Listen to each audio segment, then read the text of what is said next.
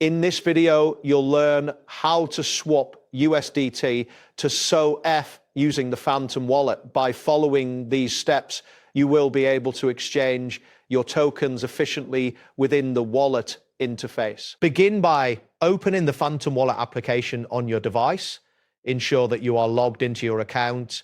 If you are prompted to sign in, enter your credentials to gain access to your wallet. Once you are on the main screen of the Phantom wallet, locate and tap the swap option. This will take you to the swapping interface where you can exchange one cryptocurrency for another. In the swapping interface, you will notice two boxes. In the top box, tap to select the cryptocurrency you wish to swap from. Scroll through the list of available tokens and choose USDT. This indicates that you are looking to swap your USDT for another token. Next, move to the bottom box where you will select the cryptocurrency you want to receive. Tap this box and scroll to find a SOL.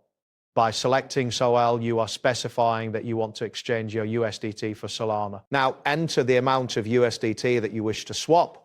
As you input this amount, the interface will automatically calculate the equivalent amount of SOL you will receive.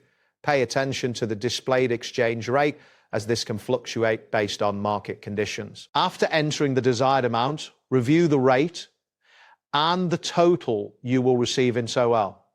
If everything appears correct, proceed by tapping the swap button. This action initiates the transaction process. Following this, you will be prompted to confirm the transaction.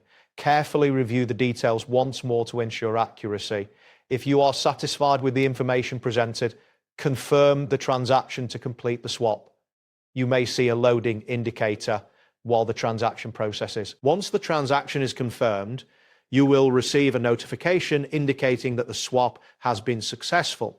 You can now view your updated balance of SOL in your wallet. Always ensure you have a stable internet connection to avoid issues during the swap process, especially if you are dealing with larger amounts